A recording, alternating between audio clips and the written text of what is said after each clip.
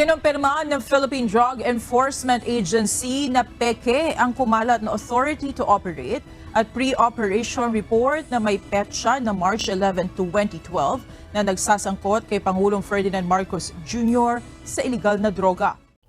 Mga kabayan, nagsalita na at bumwelta ang PDEA sa mga nagpapakalat ng mga dokumento na nagdadawit kay Pangulong Bongbong Marcos Jr. na nasa listahan ng PDEA at gumagamit ng pulburon o ipinagbabawal na gamot. Ayon sa PDEA, peke ang mga dokumento na inilalabas ng isang vlogger na si Maharlika. Nauna lang itinanggi ni Pangulong Bongbong Marcos na walang record o dokumento na magpapatunay na kasama siya sa drug list ng PDEA. I know for a fact na ito ay hindi AI generated. Ito ay totoong may dokumento. Sino ba talagang kausap? Anong pinag-usapan ninyo? Ano ba ito? Dahil wala kang record. Kahit saan ka tumingin, walang record. So sikretong ginawa lahat ito. Bakit nila ginawa? Dahil dito nakatakdang magsampa ng kaso ang PDEA laban dito kay Maharlika dahil sa pagpapakalat ng mga peking dokumento at pagdadawit kay Pangulong Marcos na di umano ay gumagamit ng pulburon. Ito rin ang naging panawagan ni Atty. Gadon sa mga kinaukulan na kasuhan ang mga naninira at nagdadawit kay Pangulong Bongbong Marcos Jr. at paninira sa reputasyon ng Pangulo. It is not enough that they deny the legitimacy and authenticity of that document. What they should do, as I suggest, is to act on it and immediately file a case against those people who are peddling these fake documents.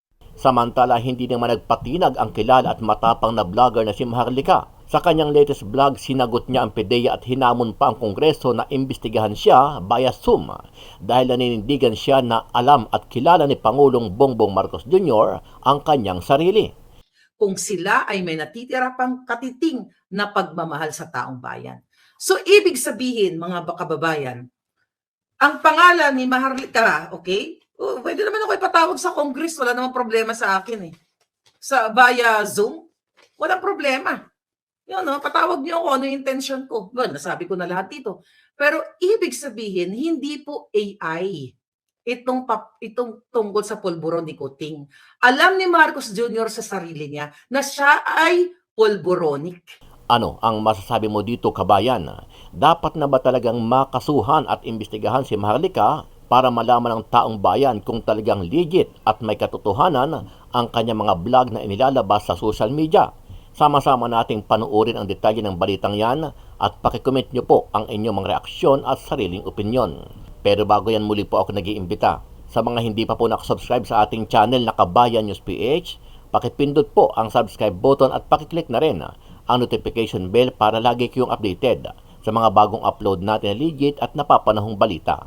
Maraming pong salamat.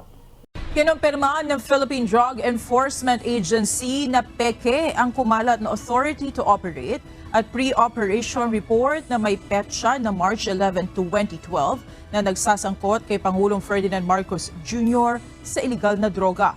Sa inilabas na pahayag ng PDEA, sinabi ng mga ito na ang kumalat na dokumento ay walang control number na inisyu ng PDEA National Operations Center. Nakatakip din anya ang item number sa may bahagi ng noted by kaya't hindi ito ma-verify. Bakante rin umano ang item number 6 at number 8 sa bahagi ng coordination made by at received by. Kaugnay nito, pinag-aaralan na ng PDEA na sampahan ng kaso ang vlogger na si Maharlika na siyang naglabas ng naturang dokumento. We don't know anything about it. There is no documentation. There is no record. We were not briefed. When I came into office, wala po lang nagsabi sa amin na meron ganung usapan. Kung sila ay may natitira pang katiting na pagmamahal sa taong bayan. So, ibig sabihin, mga kababayan, ang pangalan ni Maharlika, okay? Pwede naman ako ipatawag sa Congress, wala namang problema sa akin eh. Via Zoom, walang problema. Yun, no? Patawag niyo ako, ano yung intention ko. Well, nasabi ko na lahat dito. Pero ibig sabihin, hindi po AI itong tungkol sa pulburon ni Kuting. Alam ni Marcos Jr. sa sarili niya na siya ay pulburonic. Alam ni Senator Amy na siya ay pulburonic. Alam ni Lisa Ahas Aranta Marcos na sila ay mga pulburonic. Alam ng mga cabinet secretaries ni Kuting na siya ay pulburonic. Kung alam na nilang lahat at alam na ng mga Pilipino, hahayaan nyo na lang ba na ang namumuno sa inyo ay isang bangag-bangag kaya nagiging ganyan ang sitwasyon ng buhay ng Pilipino? Ipatawag ninyo yung doktor. Ipatawag lahat. Kung lahat, Senator Bato, kayo dyan, ipatawag nyo itong si Head of Laboratory, si Maria Cecilia Fernandez Lim, itong pumirma na si Jereza Reyes, analyst. Ipatawag dito ang St. Luke's, ang pamuna ng St. Luke's na kung ito ba ay legit ang kanilang in-issue na pulburon test kay Kuting in 2021. Kung ito ay dinoktor ng doktor, putang ina, dapat matanggal ng lisensya, managot ang dapat managot dahil ito ay panglilin lang sa taong bayan. Bakit ngayon ayaw ni Kuting magpulburon test? Nung binato siya ni Duterte na ikaw ganito, nakasama ka sa PIDEA, ang binalik niya kay Pangulong Duterte, ikaw nga, na-fentanyl ka eh. Pero yun ay medically prescribed. Iba dito sa pulburon test na ginawa ay sa pulburon na tinitira ni Kuting. Ngayon, tatahimik na lang ba kayo? Palalagpasin nyo na lang ba itong issue na ito? Kaya nga, buljakin natin, itong Senado, alamin mo natin kung sino yung mga nasa committee na yon sa Dangerous Chuchu. Okay? Uksain natin silang lahat, mga palangga.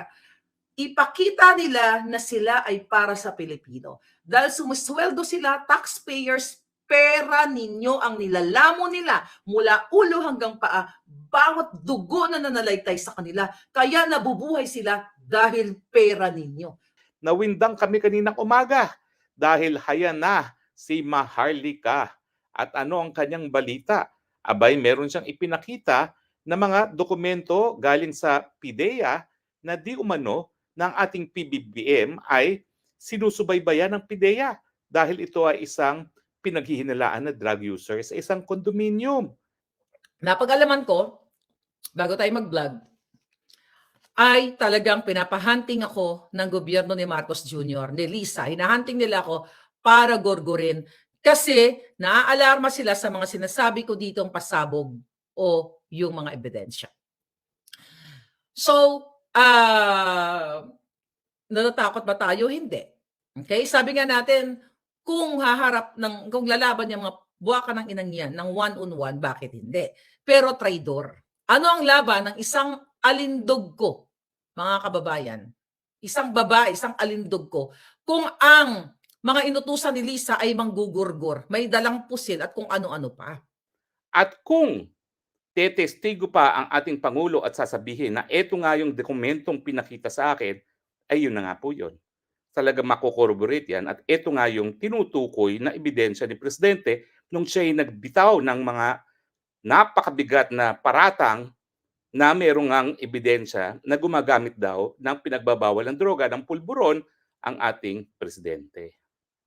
Yan po ang halaga niyang expose ni Maharlika. Ito ang isa sa ina-after nila sa akin para ayaw nila akong pagsalitain. Wala ni isa ngayon na nagsasalita sa Pilipinas, even military, na maglakas ng loob na ipalabas ito dahil baka gurgurin ng gobyernong Kuting. I totally understand that. Dahil pinoprotektahan ninyo ang inyong pamilya. Naintindihan ko po yan. Naintindihan ko kayong lahat. Kaya sabi ko, I don't know kung ano ang misyon ko sa mundong ito na ang kinakabangga po natin na ninyong lahat ay hindi ordinaryong tao, kundi demonyo o mga mafia o mga sindikato na kayang magpagurgur sa akin. Mga palangga, I cannot force that person right now. Okay? I cannot force. Pero ito first part pa lang. But the pulboronic is real. Alright? The pulboronic is real. At ito ngayon, sabi nila mainstream. I don't think, we'll see kung kukunin ng mainstream ito. Pwede natin i-forward to sa SMNI. SMNI, if you want to, kung gusto nyong i-cover ito, since nagsimula naman sa akin ito, di ba, i-cover ninyo if gusto nyong i-cover. I-forward ko to sa inyo. Ilagay ko sa Facebook ko. Itong galing sa PIDEA. Walang maglakas ng loob na ilabas ito dahil takot sila kay Kuting. Dapat ay kay San Marcos Jr. administration, dapat noon pa to inilabas. Pero bakit ni isa? Sa kabila ng mga bakbaka noong 2016 sa election, then 2022, wala kayong hindi ito lumabas. Why? Kasi nung panahon ni Noynoy ay mga kasabwat din ni Lisa Tanas ang ibang cabinet secretaries ni Noynoy. Kaya I think hindi ito alam ni Noynoy.